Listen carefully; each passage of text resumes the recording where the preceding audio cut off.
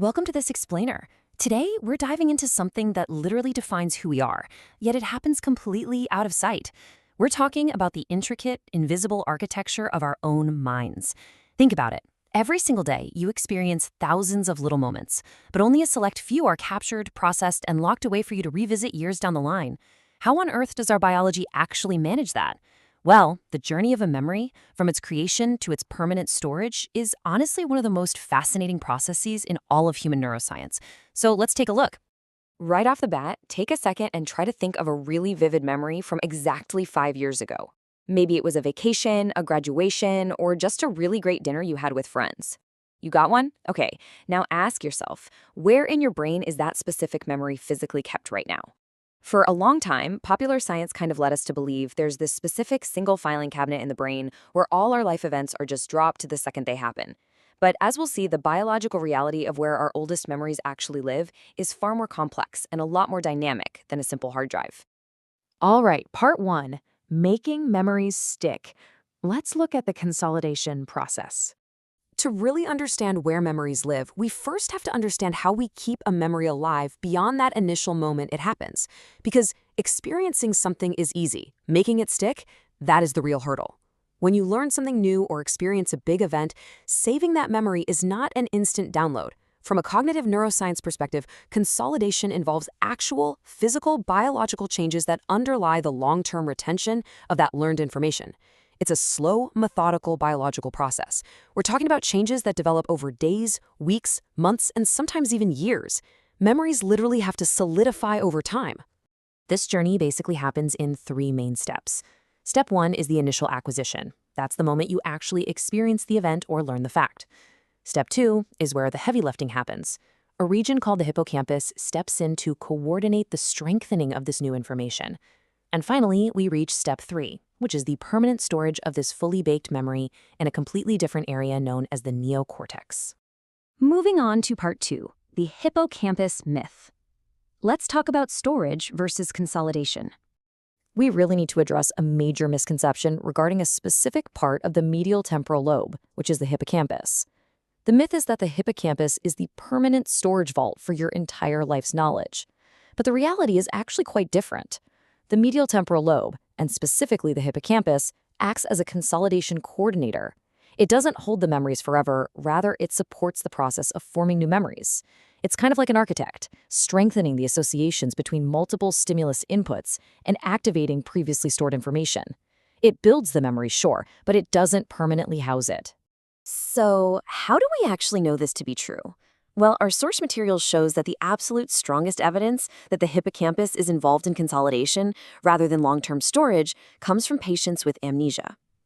When the medial temporal lobe is damaged, it doesn't just wipe out most of the declarative memories formed over a person's entire lifetime. No, instead, it creates a very specific pattern of retrograde amnesia. Check this out. If a patient suffers damage to their medial temporal lobe today, they typically only lose memories from 1 to a few years prior to the damage. A memory from 5 years ago? Perfectly preserved. 2 years ago? Still intact. But the memories from the past year, the ones that are still actively undergoing that slow biological consolidation process we just talked about, those are lost. This proves the hippocampus is absolutely critical for the active consolidation of recent information, not the storage of the old stuff. Part three, the neocortex vault.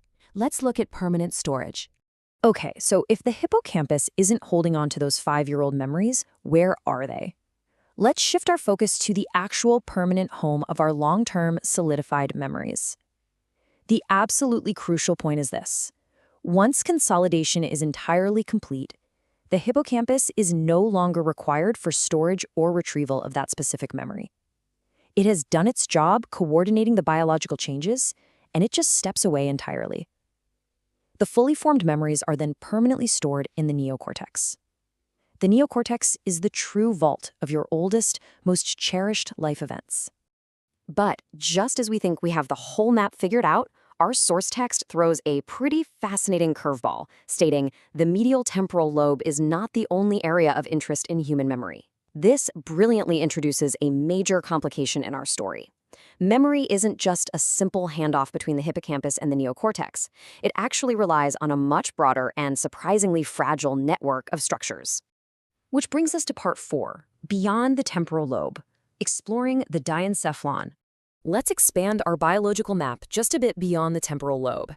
Deep within the brain, there are midline subcortical regions of the diencephalon that are just as vital to your memory as the hippocampus. Specifically, we're looking at two prime structures, the dorsomedial nucleus of the thalamus and the mammillary bodies. If these specific midline structures are damaged, it causes profound amnesia. Now, how does this damage happen? Well, it's not always a dramatic physical injury. Damage to these midline subcortical regions can certainly be caused by physical trauma or tumors, for sure, but also by strokes, and very significantly, by metabolic problems. The brain's memory network is highly sensitive to the overall chemical and metabolic health of your body. And that leads us to part 5, Korsakoff syndrome, metabolic memory damage. To truly understand how devastating metabolic damage to the diencephalon can be, we can look at a specific historical medical condition.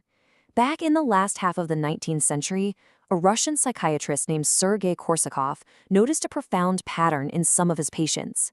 He reported a severe form of anterograde and retrograde amnesia that was specifically associated with chronic alcoholism. This condition came to be known as alcoholic Korsakoff syndrome, and it gives us vital clues about diencephalic amnesia. Let's trace the tragic sequence of events that Korsakoff discovered. It's basically a domino effect, and it doesn't start with physical brain trauma. Step 1 is long-term alcohol abuse. This chronic abuse leads directly to Step 2, which is severe vitamin deficiencies in the body. Because the brain is starved of vital nutrients, we reach Step 3, actual physical degeneration in the diencephalon, especially in those prime structures we just mentioned earlier. And finally, Step 4, profound amnesia. The entire memory system literally breaks down simply due to a lack of vitamins.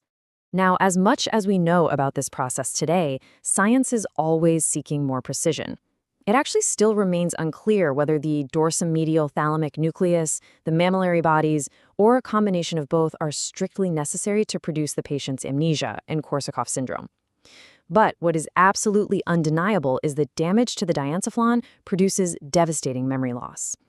We've seen today that memory isn't just an instant snapshot. It's a slow, complex biological process of consolidation coordinated by the hippocampus and permanently stored in the neocortex. But we've also seen how easily a metabolic issue, like a simple vitamin deficiency originating from alcoholism, can degenerate the diencephalon and break that entire system apart. So I'll leave you with this to think about. Considering a simple, prolonged nutrient deficiency literally has the power to erase your past and prevent your future memories, just how fragile is the biological vault of your own identity? Thank you so much.